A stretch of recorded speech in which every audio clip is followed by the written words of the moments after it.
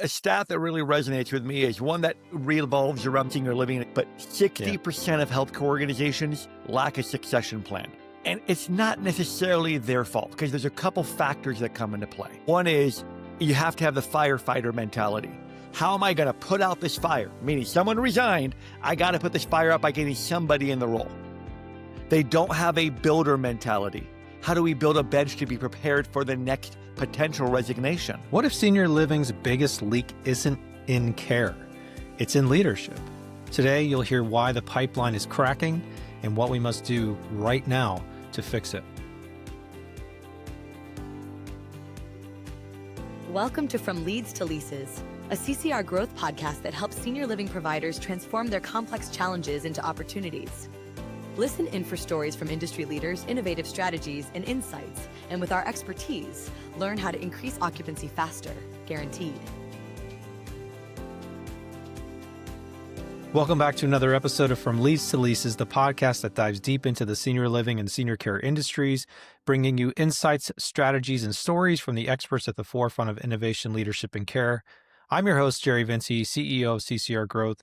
For those of you who don't know about us, CCR Growth is a full-service marketing and growth agency exclusive to the senior living industry. And through this podcast, I'm here to help guide you through the evolving landscape of senior care, exploring the innovations, strategies, and leadership insights that are shaping the future of the industry. So whether you're a provider, a caregiver, or industry leader, this show is here to help you make informed decisions and create meaningful impact. So today's guest is Chris Heinz, President and Managing Director of Westport One, with nearly 30 years placing senior living leaders from independent living to memory care. He's been featured on podcasts like Bridge the Gap and Grow Your Occupancy and many others. He's an endurance athlete who's completed over 200 races. That's 200 more than me, and raised more than $35,000 for charity. Chris brings grit and purpose to recruiting at all levels. So welcome to the show, Chris. Hey, Jerry, thank you so much for having me. Yeah, absolutely. This is such a vital conversation, I think, right now, leadership.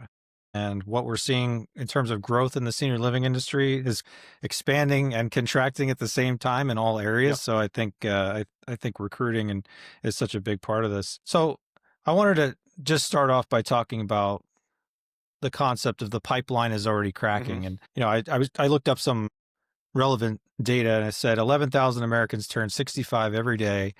The 80 plus population will double by 2040. And Nick reports that leadership turnover across the continuum remains above 25% annually. So obviously leadership gaps are no longer theoretical, they're active. Senior living's facing rapid demand and aging leadership without a clear pipeline for continuity. So what shifts have you seen in leadership demand over the last decade? Yeah, for all the shifts, a lot of things have stayed the same. The things that have stayed the same at a community leadership level, it's pretty much the big seven. That hasn't shifted in 10 years. Now, independent living has obviously added new wrinkles. Active adult has their own wrinkles. But for the most part, the community leadership numbers and quantity have stayed the same. But what has changed has been the responsibilities of those leaders. Even 5 years ago, pre-COVID, I kind of look at things before COVID and after COVID. Pre-COVID, BC. The executive director, as an example, they needed a great operator.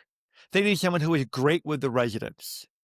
Well, now they need that, and they need incredible knowledge of financials. They need someone who has operational excellence, not just somebody with the people, but everything. So in essence, they really need a mini CEO at the community. And in fact, some organizations have shifted to calling their executive director CEO of fill-in-the-blank community because it really resonates with what their role actually is. A little deceptive when it comes to a resume, but actual to what the role is. So that's one thing that we've seen. Another is that many of these leaders, beyond just the director of nursing and the various titles within, all of the leaders need to have a better understanding of acuity because the leaders are asked to run an organization that has more than just one set of residents. Many of the organizations are AL, memory care, IL. They may have a bridges community. So they have to understand both the clinical and the acuity understanding, as well as having hospitality finesse. That's really shifted over the years. And then the final thing, and Jerry, it's kind of funny because I literally had a conversation about this yesterday. Is the current today modern leader has to be tech savvy, and I Mhm. know that seems logical, but the aging of the senior leaders within senior living, there is still a large gap between those that are tech savvy and those that are not. Again, pre-COVID, post-COVID. Pre-COVID, very few meetings were done via video. It'd be the rare organization that did it that way. During COVID, all organizations went to video leadership meetings. Post-COVID, almost all of them continue to do it. So Mhm. something as simple as how the heck to get on a Teams call. You can't call your BOD or the recent college grad to come in and show you every single time. The spreadsheets are so prevalent with the investment teams. And kind of like going back to that mini CEO, you're dealing directly with investors many times, not just with your own corporate staff. They expect things to be done a certain way. So that technology's really turned into a go, no go. And that's really shifted over the last 10 years. I know one of the things we often see too, it's unfortunate, but when an executive director or someone else high up on the team leaves, they tend to take people with Mhm. them, and it creates a lot of Yeah. chaos. And communities often don't plan for that. There's really no succession planning. They don't have contingencies in place. Why do you think that is in this field? Well, a stat that really resonates with me is one that revolves around the whole healthcare industry, which obviously senior living is a big part of. But Yeah. 60% of healthcare organizations lack a succession plan. And it's not necessarily their fault because there's a couple factors that come into play. One is you have to have the firefighter mentality. How am I going to put out this fire? Meaning someone resigned, I got to put this fire out by getting somebody in the role. They don't have a builder mentality. How do we build a bench to be prepared for the next potential resignation? But the real challenge is this isn't like many organizations because a typical senior living organization does not have their entire footprint in one geographical space. They may have started that way, that they're going to be the predominant leader in the Southeast or the Northwest or pick the region. But then an investment team that they work with has a couple communities in Texas, and they've always been in Georgia. And it's kind of hard to say no to money. So now they add that extra footprint. So while they may have a great succession plan preparation in place in one geography, if the leader in Texas, using this as the example, resigns, the one you had on the bench ready to go in Georgia, very rarely is going to want to move. So Right. it's a real challenge to have it in multiple markets. Senior living organizations, the good ones, they've tried to create a succession plan. I'll call it more of an academy-like setting, but that only works within the geography where those leaders that have been built up is. So it is very challenging to have one everywhere that they are. What are the downstream risks of constant reactive hiring? From my vantage point, the biggest risk is a culture debt. And what I mean by that is the culture is not created from corporate. It's not driven by corporate. They may create it. They may put the words on paper. They may talk the words to the people. They may hand out a wonderful glossy page to be hung in the community. But the culture is driven community by community. So when we're talking about the risks of rehiring, that's a deterioration of culture with every new person that's brought on board because they weren't there for the grand kickoff of the culture session. They have to have it instilled by the leaders that are there. So when you have, let's say, typical example is one community's had 3 EDs in the last 5 years. And unfortunately, Jerry, that might be conservative.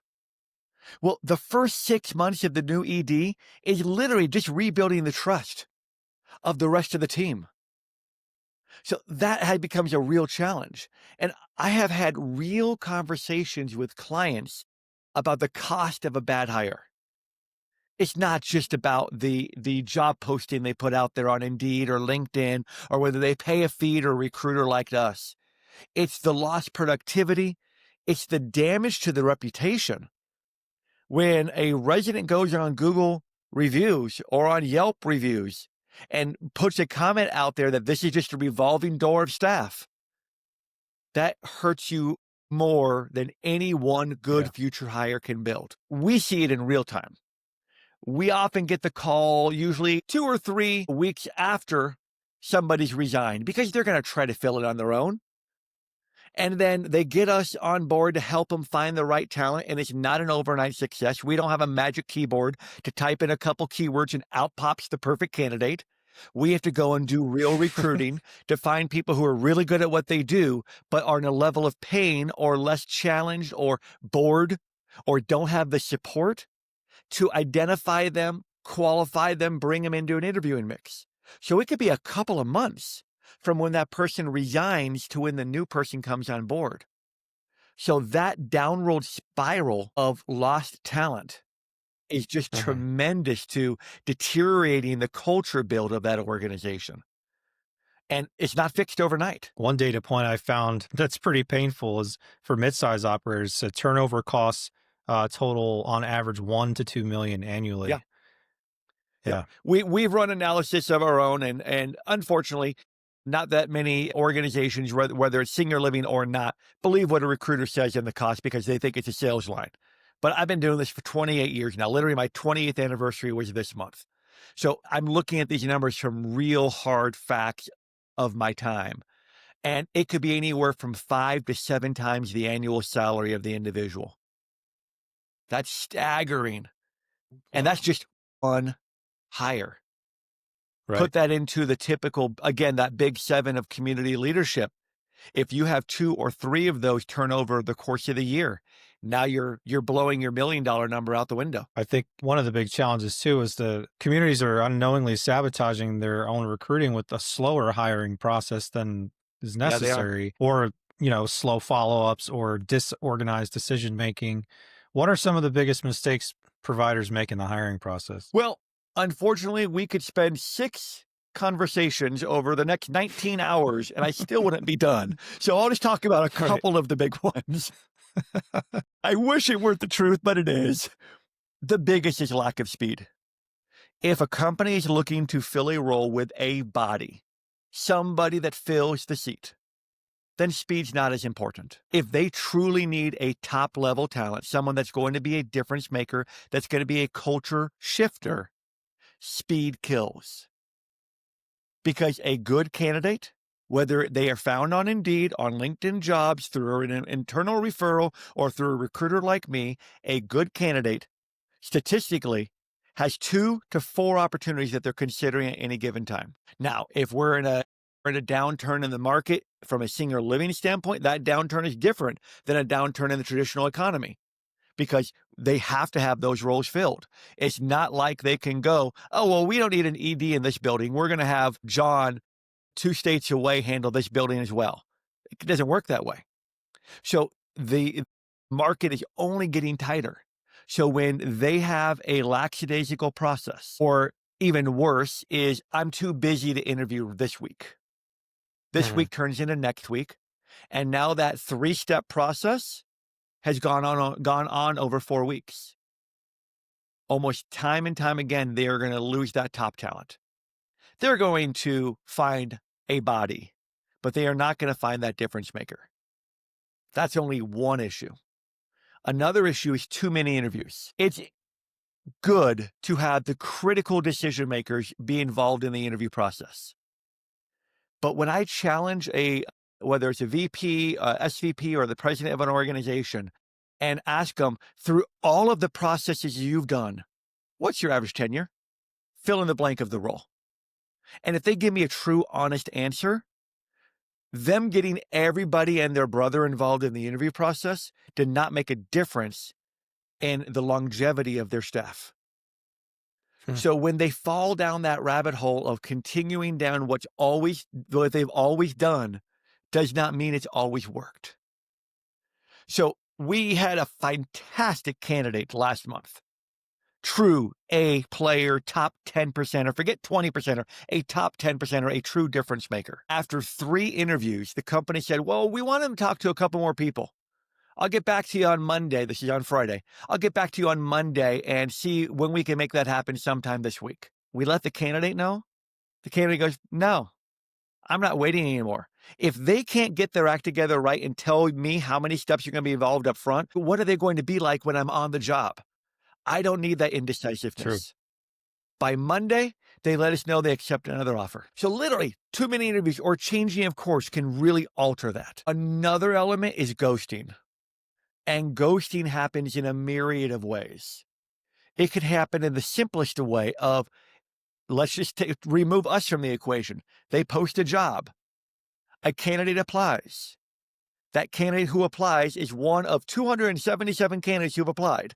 And of those 277, 240 of them aren't qualified for the job, but they clicked apply, or they use one of the multiple AI features out there that auto apply for them.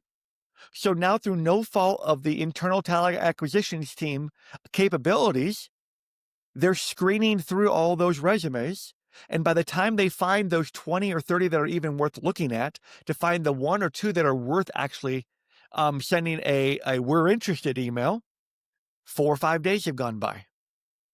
By that time, again, top talent is already involved in one or two other processes. Utilizing a recruiter. When we recruit somebody for a company, 9 out of 10 times they are truly a passive candidate. They were not on the job boards looking for a job. We proactively called, emailed, in-mail, texted, whatever mode we use, to engage in a conversation with them and learn about them, about what they're doing well, what they wish would change, what they've tried to change but couldn't get changed, and what level of pain are they in that maybe a new opportunity could solve. So it's truly a passive candidate. We recruit them. We gain all their information. Many times we have them complete an assessment, and that candidate's submitted. And no matter what was told up front of their cooperation to have quick feedback, and I'm not unrealist, I don't need feedback an hour after I send a resume. I know they have a job to do, but 24 hours, 36 hours is completely reasonable. 3 and 4 days have gone by from a candidate just submitted. Follow that down the trail that they've gone through the interview, and they've done the theoretical final interview. And now 3 or 4 days have gone by before they've made a decision. How excited would you be if that were you? They tell you how excited they are about you, but they don't show it.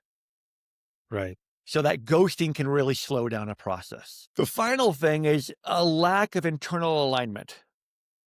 And what I mean by that is different leaders are looking for different things. Yes, they all need the title. They all need the executive director, the DON, the director of sales. You choose the community leader or the regional or VP. All the leaders above them, they all know they need the title. But when they interview, they go down different paths. One focuses all their energy on occupancy. The next focuses all their energy on staffing issues. Another focuses all their issues on clinical deficiencies. Again, put yourself in the shoes. If that were you were the candidate, and you asked what the greatest challenge was, and you now have gotten 3, do you want that job? When even the leaders can't be concise in their alignment of what they're actually looking for? And it doesn't mean that all 3 of those things aren't truly issues.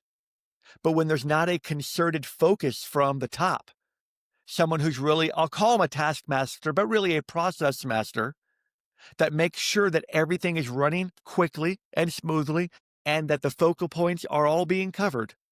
Without that, that alignment can really be thrown off a whack.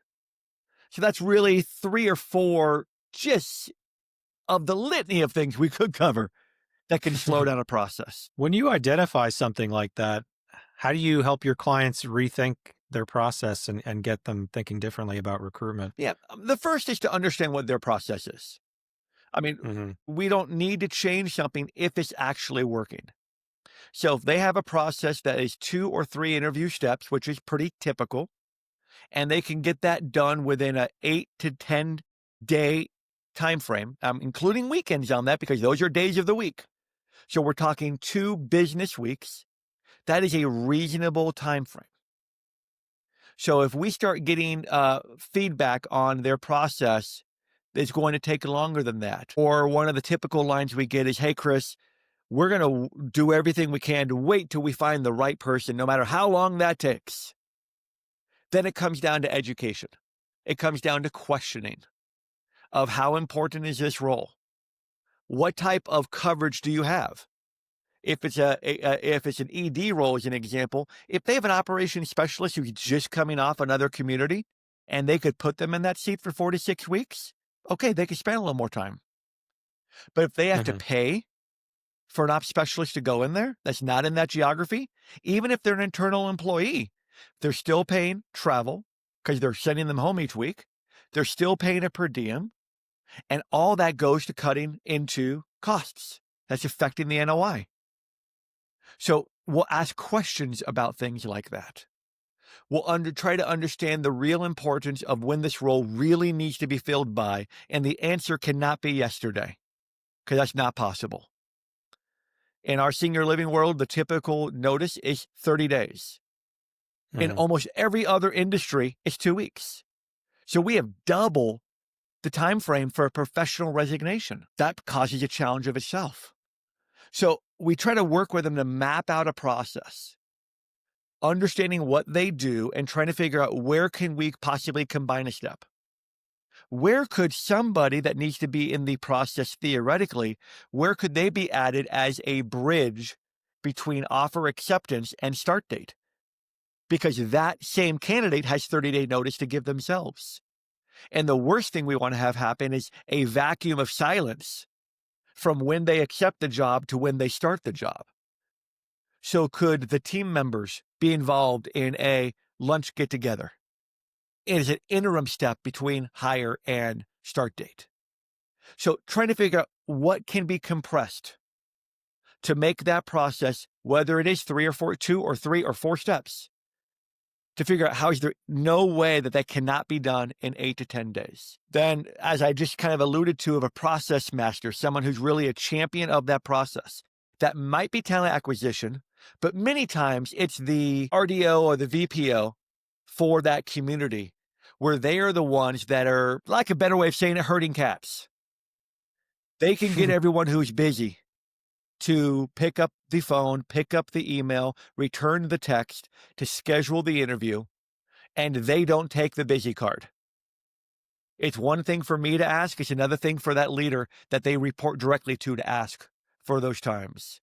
So when we have that process master, that really leads to success. But the biggest thing of all of these possibilities is communication. And communication is not the words, "I'm sorry. Sorry, I was busy. Sorry, I couldn't get you." Communication is, "Hey, I'm busy right now. I'll get back to you in 2 hours." Communication with a timeline. That is the way that this moves forward. And then every now and then, when maybe all of this is not sinking in, we'll tell them a story of an unfortunate soul that they lost the candidate that they really needed. Whether they lost him to a competitor in the same geography, or whether they lost them altogether and then it took another 4 to 6 weeks to find another person because it was a very either tight market or very small geography. A lot of senior Mhm. living companies are not in major metropolitan markets. They're where the That's families true. are. So there may only be 10 or 12 people in that market, and maybe only 1 or 2 of them are open to making a move. So when they lose that, we unfortunately can share a story of another unfortunate soul that lost the person that they needed and the ramifications that had on that organization. And those stories usually resonate pretty well to help them understand the critical nature of all this. What about outside hires from other industries? How do they fit in? Yeah, outside hires can be really powerful additions to our industry. The outside hire can come in and bring in a breath of fresh air, a new culture perspective, new creative ideas. But when you bring in someone from an outside industry, you have to make sure that you're setting them up the right way. You have to make sure that you're interviewing them the right way too. Because directors of sales is a perfect example. Over COVID or during COVID, organizations that were so tight on talent and geographies, they may look at the hospitality sector that had such a depression in hires and such a Mhm. drop in roles. Well, the wrong director of sales for a hotel has different focus points than the right director of sales from a hotel.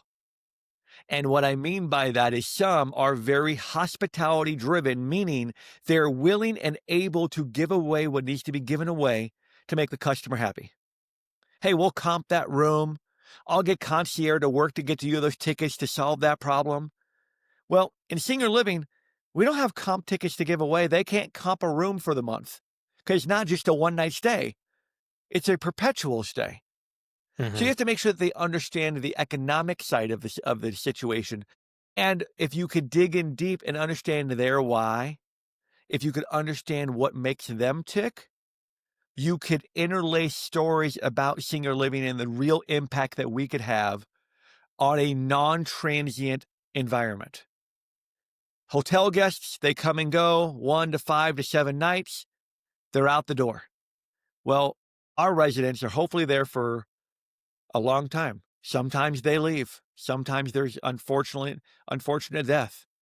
But when they are there, the impact that they can have on the lives can be greater mentally and emotionally, and that can really impact them.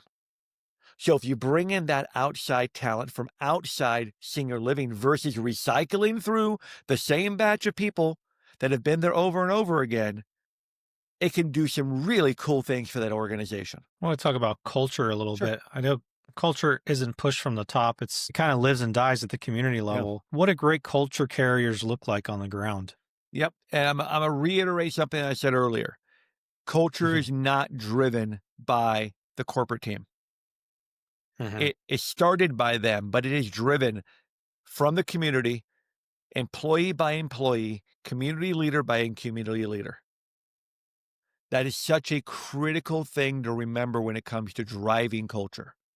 So, as you call it, a culture carrier, they can come in and they can shift an organization in less than 6 weeks. There have been people in our industry that have been burnt out, and some of them left the industry because of that burnout.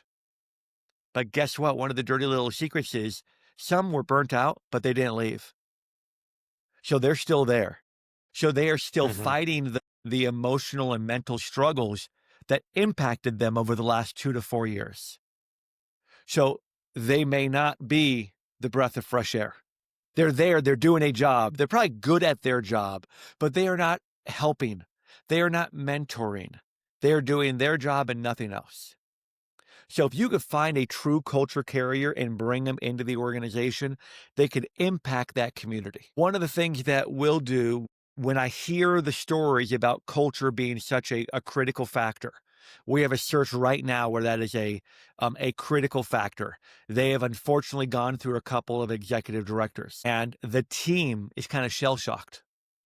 So they know it's going to be important to bring somebody on board that is going to empower the team and going to listen to what the team needs versus just coming in and telling them what they need to do and being like a dictator or an elitist. I hear those types of things when we're taking an intake call on a specific opening. We will really focus on that when we're having conversations with candidates.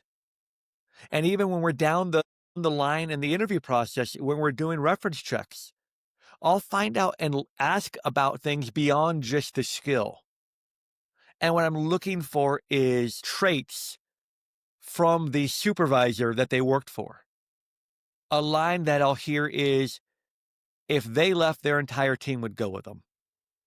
Well, that's a culture driver. Or a different example is when a good leader is not being boastful, but they're being factual. And they can show a Google review or a Yelp review where they were named by name in that review of what residents thought of their interactions. That's a culture driver too. So the right person that comes on board can really shift things in a quick fashion. Something else we talked about last time too was the compensation disconnect. That some of the best leaders, they get punished when they do their job too well because they hit their census targets and lose income. Why is tying bonuses only to move in short-sighted? It's short-sighted because it works great if you're in a build-up mode, if you're in a lease-up mode.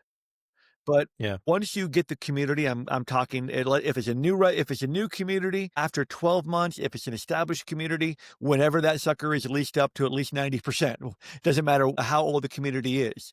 But once you start getting beyond those numbers, the driver of that hard charger, that director of sales, or that sales-centric ED, or that sales-centric DON, because those are really the big three when it comes to the tours and engagement with the residents. Sure. Many times dining, because they care about the food if it's a higher end community, obviously. But really, those are the big three. So when you take the bonus structure and take it beyond just the occupancy numbers, you're actually hurting yourself because your retention factor is going to be hurt. If someone became accustomed to making, let's say, 5,000 a quarter, 10,000 a quarter, and now they've built up the occupancy to a stabilized level, and now they're getting 1,200 a quarter. Hard to live on that because you change your lifestyle based upon your earnings. Should it do that? I mean, whether whoever you may follow from a financial standpoint, you shouldn't live on whatever you bring in. But let's be real. Right. People do. Yeah. So what happens to them? They start looking for the next opportunity that's in a lease-up mode. So your retention really gets deteriorated. So a much more sound approach is to have a tiered program. Have it heavy bonuses and incentives when you are in a lease-up mode. And then have a high occupancy function that once you get above a certain threshold, many organizations, that number is 95%. And I challenge that number a little bit because depending upon the size of the organization, I mean, the size of the community, I should say, I mean, the typical AL memory care community is 80 to 100 units. So that may be 100 to 105, 107 residents. So you get to 95%, you may only have 5 units to lease out. I really see as a divide of over 100 units versus under 100 units of where that number, that high occupancy number needs to be. But you need to have bonuses tied to keeping the occupancy high. You need to have retention bonuses for the team. If you're the executive director, you can tie it to the retention of your community leadership. It's not just about NOI. Because while NOI does take things into effect like the job postings or a recruitment fee if they utilize a resource like us, yes, that does impact NOI. But go back to the numbers that we talked about. 5 to 7 times earnings, more than $1 million. That doesn't just talk about NOI. So really make it tiered between occupancy, and once it's to a higher level, create a structure that actually creates a tie to retention that gives them a motivation and an incentive to stay with that community. One of our best clients that we've done many, many placements, over hundreds of placements with them over the last 5 years, they have worked tirelessly with their investment partners, and some have listened, some have not. But those that have listened, they have kept their community leaders significantly longer than those that don't have it tied to a high occupancy. Even in our space, as a marketing and growth agency within senior living, we have a similar structure to what you're describing, where if we work with a lot of smaller communities that may not have that upfront budget as they're trying to lease up, so we'll work with them where our fee becomes a percentage of the move-in that they get, that we get for them. And then once we hit that 100% or 95% occupancy, we go into kind of a maintenance mode where we're managing the wait list. We're now in a retainer space where we can work with them for a lesser amount, So that makes total sense to me. I mean, I think, if you're holding a 95% occupancy or above, you should certainly be rewarded for that. That's right. And they shouldn't get rid of you. Oh, we don't need you right now. Because when do you need somebody? After you needed them. Exactly. So you don't want to wait too long. So that's a great program that you guys do, because it's a shared risk, shared reward program. And sometimes we'll do something similar. If we may have an organization, particularly a smaller one, that may not have the budget to afford our fee. We aren't the cheapest. We're never going to be the cheapest, but we aren't the most expensive.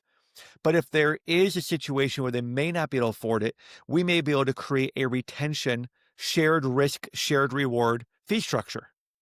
where we get a decent portion of it up front, but then after they've been there for 6 months or 9 months, then we earn the remainder. So we're Right. vested in the success of finding the right person for them, which we're always, but now we're financially tied to it as well. So we'll do some things like that when we need to get creative. Yeah. I think it's foolish for communities not to do that because occupancy can change overnight. We've had communities that have gone from 95% and in less than a month, they've dropped below Yeah. 80%. Especially those smaller ones like you're talking about, the 100 unit buildings. There could just be people transition out or pass away or move from assisted living to memory care or independent living to something else. It really just dramatically will shift Yeah, occupancy. we'll see that a lot, particularly in some of the more affluent markets, that Hmm. the more affluent residents, they like the shiny penny. So they're either in Yeah. an established community, but a new one opens up within a couple miles. They like what's new. So you're exactly right. You can go from feeling that everything is going good to within 60 days, now you got 20 units you got to rent out. Another interesting group we talked about was college Yeah. talent. Underemployment among recent college grads hit, I think, 13% Yep. nationally. So they're often written off as too green for senior living. Obviously, I think you have a different opinion on that. What do you think makes this group so promising? Yeah. Are they're absolutely too green to walk in the door as an executive director or a director of anything. But Sure. really where the opportunity lies, and there are some organizations within senior living that are tremendous at doing this. And I wish that the associations would spend a lot of their time and energy into creating this for the industry. There's a tremendous opportunity to educate the not just the current grads, but the soon to be grads, those that are beyond their freshman year, the sophomores, the juniors, the seniors, the super seniors, because they need jobs and they could go to a fast food or to a restaurant, and that will serve them for a short period of time. But they could get a job in senior living while they're in college, and they could learn about the industry. They could learn about the heart side of the business. And that will just open up their eyes to the possibilities of senior living as an industry. There are roles that could be tailor-made for a flexible environment, which is what a college kid needs. I got 2 of them myself. When they're in college, they need a flexible environment. Senior living is great for that. So if we can tap into that talent pool of college kids, they first need to understand that this is not your grandma's senior living organization. If they don't have a relative that's been in a community in the last, let's say, 5 or 10 years, their perception is either what they see in the vast majority of the TV shows that show it, or the stories they've heard that it is Hmm. a hospital-like setting that smells worse than a hospital. That's what heck, before I started working in this industry, that was the perception I had. So we have to educate them on what it's really like, and the only way you can do that is by getting them into one. So a couple ideas that I've had for this is to go to where they are. And it's not just going to Hmm. a career fair, but get involved, whether you have a community relations director that's always focused on bringing in residents. Well, they can bring in staff too. Get involved with the fraternities and sororities and the service organizations at the universities near you. They all need community service projects. And yes, they've all done the typical Christmas caroling during the holidays. But what about the rest of the year? Get them involved. Come up with a couple activities where you need a group of 8 or 10 kids to come in there. I'm calling them kids facetiously because they're younger than me. A college kids, get them in there so they could see the fun that these residents have. And heck, give them a tour. It doesn't have to be the tour you would give them if you're trying to get a potential resident, but walk them through so they could see some of the fun stuff. Let them see how nice this place is. Let them realize that this is kind of like a 4-star resort in many instances. That can change the perception. And if you could do that with one small pod of students, they're going to tell their friends. And then you invite them back and they start inviting them back. And we can really change the perception in just a couple short years. Because the reality, Jerry, is we are in a world of hurt in the next 5 to 10 years in senior living. If we do not create a new population of talent that is interested in this, it is not just the person who had their grandma or grandpa that had to go into a community and that's how they learned about it. Those Mhm. stories are not going to cut it in filling the gaps that we have from a leadership standpoint. But the college population, not just the near term, with, like you said, 13% unemployment. And anecdotally, those that I know, and these are some pretty smart kids that have gone into all kinds of different degrees, that had all kinds of accolades in schools, they can't find jobs. Well, find roles where you can get them in on a flexible basis. Bring them in on a part-time basis where they still have the ability to go interview, and you might be able to keep them. So it is such a ripe environment to bring in new talent, but first we have to change the perception. Then get them involved, and then the magic might happen. I love that. That's great insight. I was going to ask you if there was anything else that you think, aside from the communities actually going to the colleges to recruit, if there was anything else within the community itself that you think actually needs to change to retain this generation? To retain the generation we currently have or the generation coming? The generation Yeah. coming. I truly believe the biggest thing is perception. I think the Yeah. financial models, if you can get a college degree grad to come on board, you have to be able to show them a career path.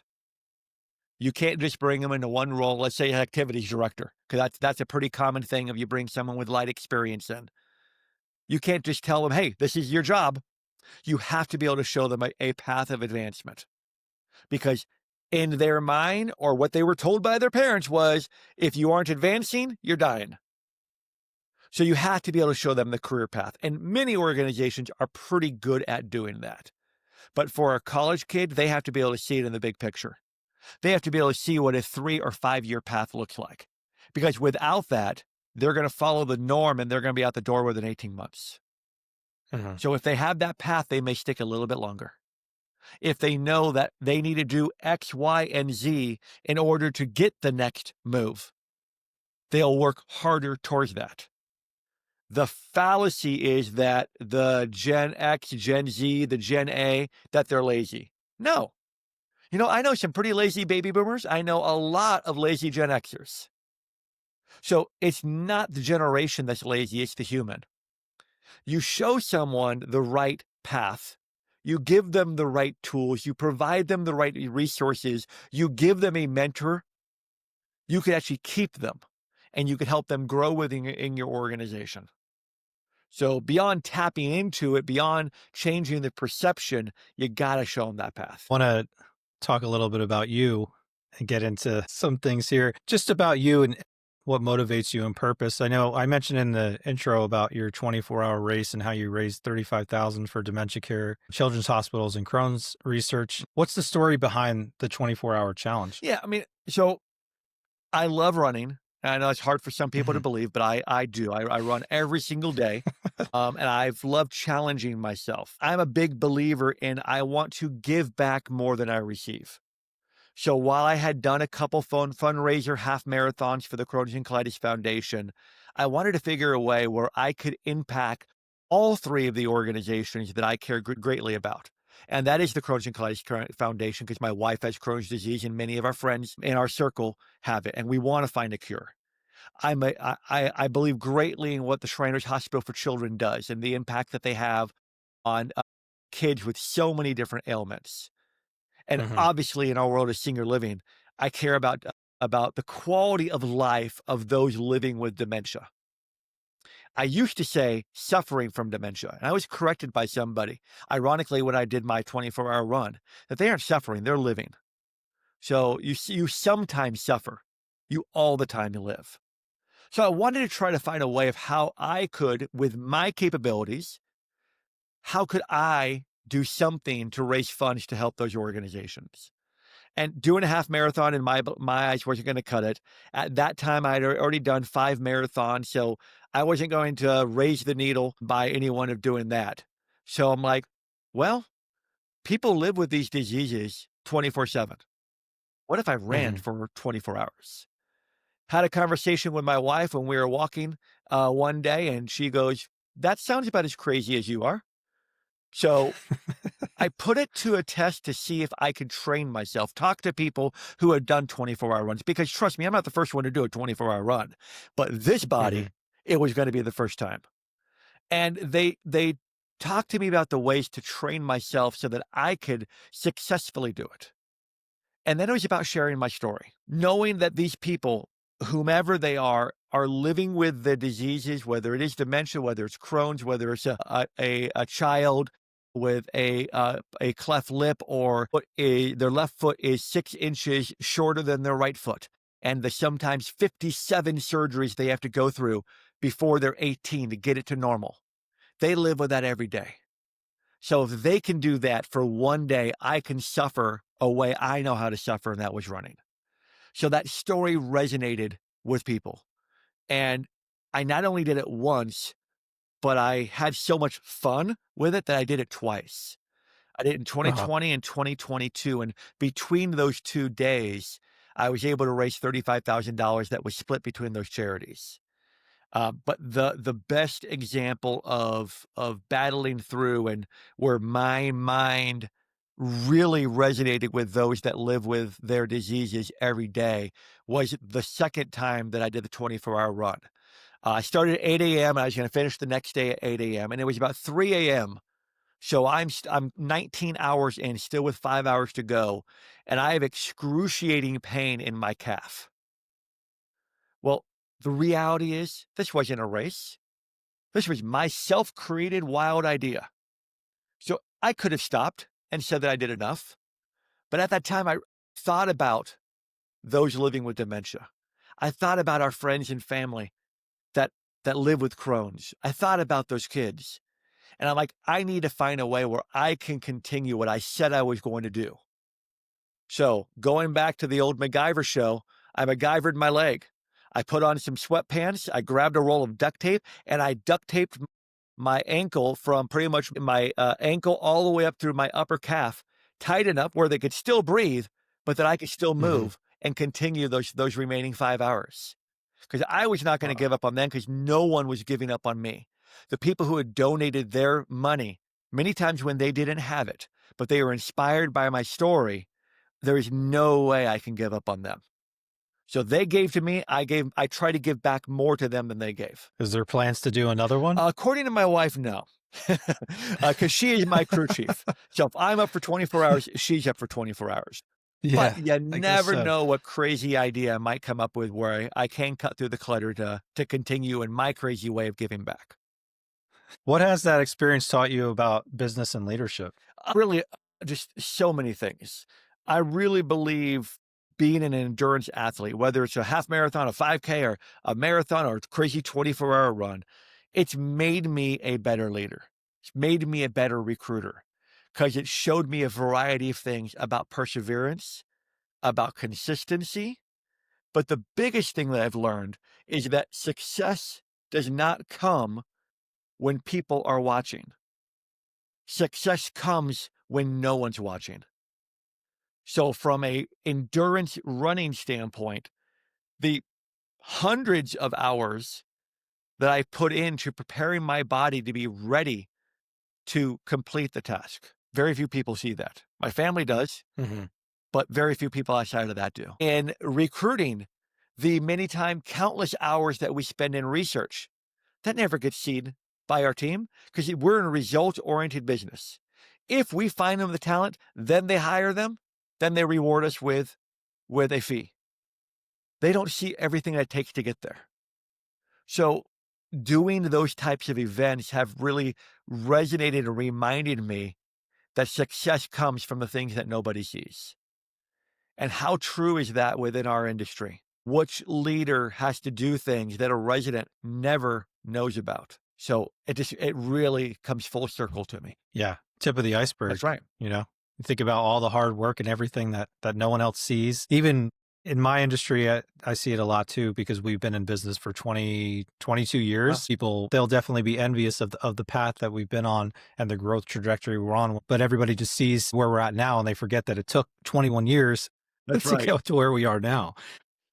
Yeah, that fallacy of an overnight success, boy, is that far from the truth for almost anybody. It's all Yeah, the years it took, all the failures that it took to get to the exactly. successes that you have. Exactly. I think my last question for you is how can leaders show up for their values beyond just a job description? Um, there's a couple things. The job description, and for that matter, the resume, they're pieces of paper. The more that a senior leader or a recruiter in our world can understand the why behind a candidate, and as a candidate, understand the why behind the company. Again, not just the words said, but the actions performed. The more they understand that, the more that they can share that between the two, the better chance for a match. One of the simplest examples I could give is a resume. Is if you're going to create a Hmm. resume, unfortunately, too many companies now are using some form of automation. I mean, the generic term now is AI. Okay. So they're using some form of AI, but some form of automation really to screen resumes out. So you got to make sure that you are doing things on your resume to ensure that you actually don't get screened out, but you get screened in. Something as simple as a title. Well, if your title is going back to one of our earlier conversations points is CEO, and they're looking for an executive director, AI may screen you out. A talent acquisition person who has 300 resumes to review is looking for any reason to screen you out. They see that title, they think you're overqualified. So don't use the title your company gave you, use the title the industry gives. That's one. Two is do not just list duties and responsibilities. And please do not copy and paste the job description and put that as your duties and responsibilities of your resume. People actually Oh do my that? goodness Huh. gracious, yes. If you want to be effective, if you want to have a chance to cut through the clutter, beyond what AI will screen out, you want to give a leader a reason to want to talk to you. So show your accomplishments and your achievements.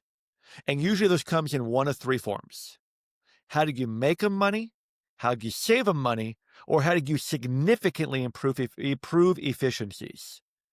If your resume first describes what you did in one line, and the rest of your bullet points were one of those three things, made them money, save them money, or improved efficiencies, they're going to want to talk to you. So show your value beyond what the job description says by what you've contributed to your previous organization. Because if you've achieved it elsewhere, you might be able to achieve it for them. And on the flip side to that, for the company, do not, please, again, back to the triple prayer, do not just put a job description on your job posting. And just even more companies do that than the resumes that have job descriptions on the Hmm. resume. Yes, it's important that they understand all the features, but can't you send that to them, to the person who you actually are interested in after the fact? Give them the why. Give them the reason why your organization is who they are. Let them know the opportunities that they have. Let them know the impact they're going to have. Let them know what they're going to be doing. And a job description does not tell them what they're doing. It tells them what you're legally protecting yourself from. So if a company can do that and a candidate can do that, there's a greater chance for a match to happen. That's probably the best tips I can give on both sides of the coin. That's great. I love that. That's such good insight. Chris, thank you so much for such a great conversation. I really appreciate it. Hey, thank you so much, Jerry. You're a great interviewer. Thank you. Thank you. Where can our audience go to learn more about Westport One or connect with you directly? Sure. In terms of our organization, I am the owner of the organization, and we have three disciplines. I have recruiters and a couple others beyond senior living. So our website's simply Westport One with the one spelled out.com. In terms of connecting with me more, the greatest resource for that is LinkedIn. So it's Chris Heinz, Heinz, like the ketchup. I'm one of the few out there, the only one out there that's a recruiter. So I'm pretty easy to find. And I try to share content on a regular basis, either stories like we've had here, some thought-provoking questions, or some insight that I've gained in industry and beyond. I don't believe in just talking about what we do from an industry standpoint as a recruiter, because we're human beings. So I try to share some of my thoughts beyond just the wonderful world of recruiting or the wonderful senior living world. Okay, great. Yeah, we'll make sure we put all that in the I show appreciate it. notes. All right. So, as we wrap up today's episode, I want to extend a huge thank you to you, Chris Heinz, for joining us and sharing your perspective on building stronger, more intentional leadership across the senior living space. From building talent pipelines and fixing broken comp structures to rethinking who we recruit and why, this conversation highlights what's possible when we prioritize leadership development the way we prioritize care. So, if you want to connect with Chris or learn more about Westport One and their work in executive recruitment, we've included his LinkedIn and the company's links in the show notes. As always, we hope you found this episode insightful and inspiring, and don't forget to subscribe to our podcast on your favorite platform, and stay tuned for more episodes where we continue to explore the evolving world of senior care, covering everything from innovative care models and leadership strategies to family support technology and the future of aging. And also remember that From Leads to Leases isn't just an audio experience, we're also a video podcast. So if you want to see the video versions of our episodes like the one here with Chris, make sure to subscribe to our YouTube or Spotify channels. I'm Jerry Vinci, CEO of CCR Growth. Thank you for joining us on From Leads to Leases. Please like, subscribe, and share this episode with anyone who might find it useful. I'm truly grateful for your time and attention. And until next time, lead with strategy and with heart. Chat with you again soon. Thanks, Chris. Thank you. Thanks for listening to From Leads to Leases. Are you ready to fill your rooms faster and increase occupancy? Visit ccrgrowth.com to learn about our Senior Growth Innovation Suite, a proven system to generate highly qualified, tour-ready leads, accelerate sales, and reduce acquisition costs. Let's connect and turn your challenges into opportunities. See you next time.